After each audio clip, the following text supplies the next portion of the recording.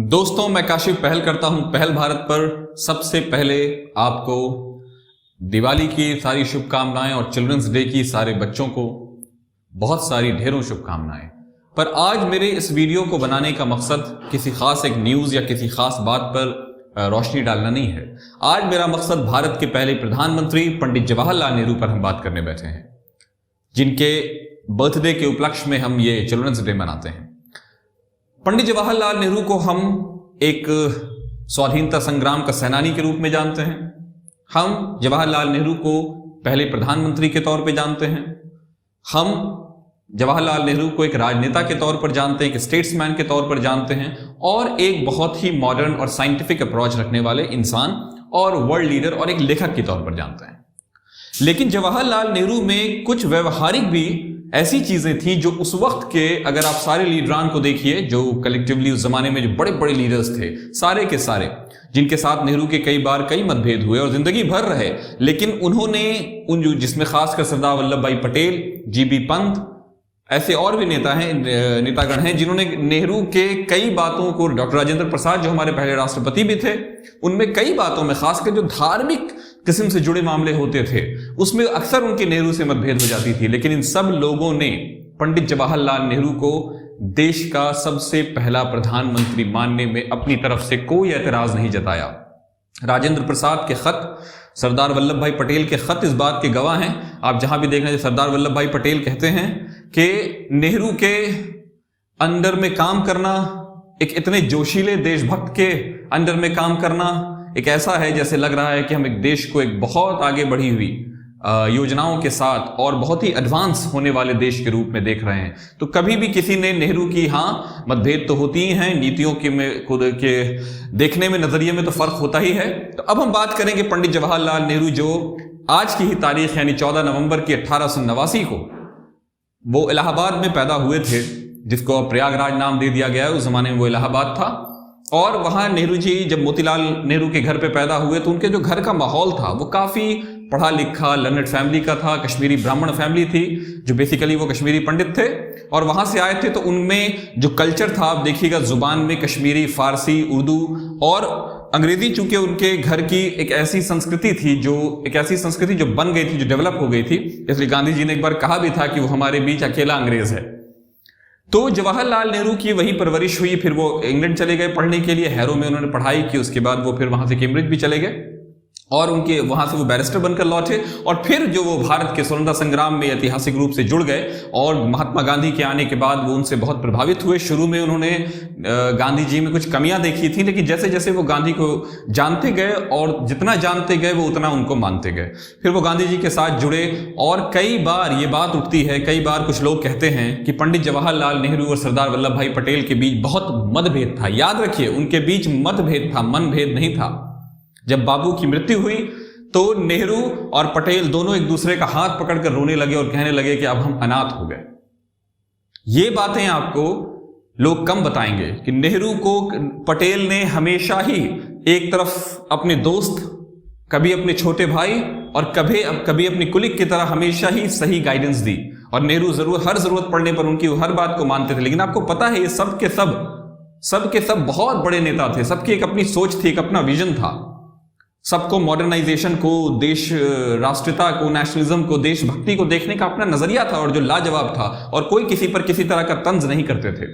तो जवाहरलाल नेहरू चले। जब आज जो भारत में साइंटिफिक अप्रोच है, जो साइंटिफिक टेम्परामेंट है जिसकी नेहरू हमेशा वकालत करते थे, नेहरू कहते थे कि सेक्युलरिज्म, इक्वालिटी, सोशल जस्टिस और साइंटिफिक अप्रोच, ये साइंटिफिक टेम्परामेंट, ये किसी भी समाज, किसी भी देश, किसी भी कौम के लिए सबसे जरूरी बात होती है। तो जवाहरलाल नेहरू जब एक प्रधानमंत्री बने तो भारत का विभाजन हो चुका था, पाकिस्तान नाम का एक देश बन चुका था। तो उस जमाने में कुछ धार्मिक उन्मादता ऐसी फैल रही थी कि कई बार कॉन्स्टिट्यूएंट असेंबली की अगर आप बहस भी देखेंगे तो कई बार ऐसा लगेगा कि कुछ लोग भारत को हिंदू राष्ट्र घोषित करना चाहते थे। तो वरिष्ठ पत्रकार इंद्र मल्होत्रा इस बारे में कहते हैं कि सिर्फ नेहरू ही वो व्यक्ति थे जिन्होंने हिंदुस्तान को कभी भी हिंदू पाकिस्तान नहीं बनने दिया। और अगर आपकी ये तमन्ना है कि पंडित जवाहरलाल नेहरू उस वक्त उसको हिंदू पाकिस्तान बनने देते भारत को, तो आज भारत की ठीक वही स्थिति होती है अंतर्राष्ट्रीय स्तर पर भी और राष्ट्रीय स्तर पर भी जो आज पाकिस्तान की है। और भारत तो और बड़ा देश है, यहां तो प्रॉब्लम्स और बड़े बड़े होते। तो नेहरू का वो विजन, नेहरू की हमेशा वो कार्य प्रणाली, जिसमें वो कभी भी ऐसा नहीं लगा देखकर कि वो किसी धर्म या किसी, वो जरा भी नहीं माना। उन्होंने अपने बारे में ये ऐलान कर रखा था, डिक्लेयर कर रखा था कि मैं काइंड ऑफ एग्नोस्टिक हूं, मुझे गॉड के होने न होने, ये धर्म के होने न होने, उसमें उनको इंटरेस्ट ही नहीं था इस पेपर में। तो पंडित जवाहरलाल नेहरू वहां से चलते हैं। उन्होंने बहुत सारे, जो आज आप अणु शक्ति देखते हैं, जो आज हम परमाणु शक्ति देखते हैं भारत में, उसके जो सबसे पायनियर जो थे वो पंडित जवाहरलाल नेहरू थे। जवाहरलाल नेहरू ही वो व्यक्ति थे जिन्होंने जितने बड़े बड़े कॉलेजेस जो आज आप देखते हैं, वो चाहे तकनीकों के कॉलेज हों या कई जो जिसमें ह्यूमैनिटीज और सोशल साइंसेज पढ़ाई जाती है, वो नेहरू की ही देन है। ये जो 5 ईयर प्लानिंग, आज उनकी कंस्ट्रक्टिव आलोचना हो, इसमें कोई बुरी बात नहीं है। दुनिया का कोई भी इंसान आलोचना से परे नहीं है। महात्मा गांधी नहीं है, नेल्सन मंडेला नहीं है, इब्राहिम लिंकन नहीं है। लोगों ने सबकी की है, इतिहासकारों ने सब में कमियां निकाली हैं, लेकिन वो कंस्ट्रक्टिव होनी चाहिए। वो इसमें वेदांत, उसमें आप जिसको कहते हैं कि एक तरह का वेंडेटा या एक तरह का रिवेंज नहीं होना चाहिए। आप नेहरू की जिन पॉलिसी, जैसे अक्सर चाइना के मामले में, कश्मीर के मामले में, और एक बार केरल में इलेक्टेड कम्युनिस्ट सरकार को गिरा देने के मामले में पंडित नेहरू की अक्सर बड़ी कड़ी आलोचना, इसको आलोचना होना चाहिए। इसमें हमें बदला लेने की भावना नहीं होनी चाहिए। जब हम नेहरू की बात कर रहे होते हैं तो उस इंसान की बात कर रहे होते हैं जिसने एक ऐसे देश को, जिसके पास पहनने को जूते नहीं थे, उस वक्त वो उसको अणुशक्ति बनाने का सपना देख रहा था। 17 साल जो आदमी प्रधानमंत्री रहेगा, गलतियां तो होंगी ना उससे, क्योंकि बहुत सारी अच्छाइयां हुई हैं। तो उन अच्छाइयों को और उन गलतियों को देखकर उसका हमें एक पूरी तरह से अध्ययन करना चाहिए, और उस स्टडी में, उस ऑब्जर्वेशन में हमें वो बातें बतानी चाहिए कि क्या क्या चीजें हम ले सकते हैं और क्या क्या चीजें नहीं होती तो बेटर था। एक ऐतिहासिक डिस्कोर्स है, एक राजनीतिक और सोशल डिस्कोर्स हो सकता है, लेकिन ये कंस्ट्रक्टिव होना चाहिए। हमने नेहरू के बारे में अक्सर ये सुना है कि नेहरू और पटेल के बीच ऐसा था, उनके बीच मनभेद कभी नहीं रहा है। उन्होंने कभी भी, पटेल, आप उनके खत उठाकर देख लीजिए, वो हर जगह गांधी संग्रहालय में, नेहरू संग्रहालय में आपको नेहरू आर्काइवल में आपको मिल जाएंगे, कि उनके बीच ऐसा लगता था कि वैसा दोस्ताना हम समझ नहीं सकते हैं, वैसी दोस्ती हम बता नहीं सकते हैं। उस स्थिति में बनाए रखना, एक इंसान खड़ा होकर कहता है, पंचायती राज सिस्टम जिसको हम कहते हैं आज, वो भी पंडित जवाहरलाल नेहरू की ही देन है। IITs, IIMs, ये सारे के सारे नेहरू और उनके विजन का ये है। आज जो हम देश में देखते हैं तो बहुत सारे, जैसे प्लानिंग कमीशन पे अक्सर कहा जाता है कि प्लानिंग कमीशन कई बार अपने टारगेट को पाने में उतनी तरह से आगे नहीं बढ़ पाया, लेकिन उसने बहुत पाया है। एक शहरीकरण, एक इंडस्ट्रियलाइजेशन, एक उद्योगीकरण पे पंडित जवाहरलाल नेहरू हमेशा देश को चलाना चाहते थे, और कोई भी व्यक्ति कभी भी आलोचना से परे नहीं होता। इवन कि मैं आपको बताऊं, जब नेहरू ने खुद भी, जैसा कि मनोज झा अपनी किताब में बताते हैं, जो उनकी किताब है जो उन्होंने नेहरू पे लिखी है, उसमें वो बताते हैं मनोज झा कि नेहरू अक्सर ये कहा करते थे कि मेरे चारों तरफ ना ये जो फैन क्लब टाइप मामला है, ये नहीं बनाना है आपको। आखिर में जब पंडित जवाहरलाल नेहरू को लगा कि कोई भी उनके खिलाफ उतना अच्छे से नहीं बता पा रहा है, उनकी कमियां, नेहरू ने खुद ही एक अलग नाम से, जो उन्होंने पेन नेम चाणक्य के नाम से वो लिखना शुरू कर दिया, जो उनके अक्सर मृत्यु के बाद लोग कहते हैं कि पता चला कि पंडित जवाहरलाल नेहरू खुद थे एक ऐसे व्यक्ति, एक ऐसा स्टेट्समैन जो उस वक्त जब भारत के पास रियल में आप कह सकते हैं खाना नहीं था, उस वक्त भारत को उन्होंने एक निर्गुण शक्ति का नेता बना दिया था।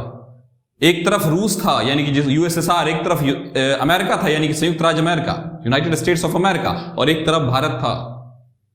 भारत से पूरी दुनिया में सुनी जाती थी।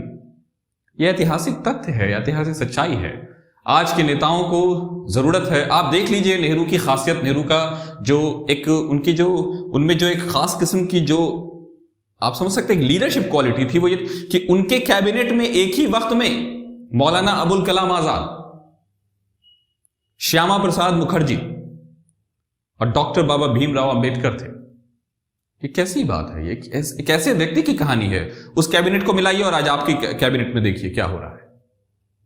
तो हमें एक ऐसे भारत के निर्माण की जरूरत है जो उस जमाने के सारे लीडरान, जिसमें गांधी ने जिनको लीड किया और जिसमें थे नेहरू, पटेल और आजाद और बड़े बड़े और नेता गण बाहर आए, हमें उस भारत को बनाने का, हमें नेहरू के उस भारत को, हमें उस जमाने के उन लीडरान के उस भारत को, हमें गांधी, हमें सरदार पटेल, मौलाना आजाद के उस भारत, उस हिंदुस्तान का के निर्माण की जिम्मेदारी अब हमारे कंधों पर है। उन्होंने जो किया जो नहीं किया वो एक अलग विषय है, लेकिन अब करना हमें है। एक बात तो तय है कि हर हाल में भारत का भला चाहते थे।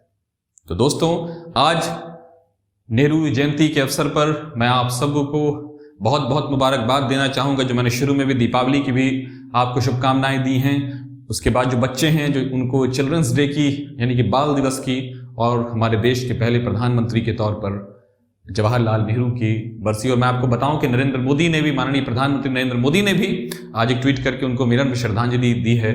यही एक अच्छी राजनीति का स्रोत होना चाहिए, इसी तरह से राजनीति होनी चाहिए।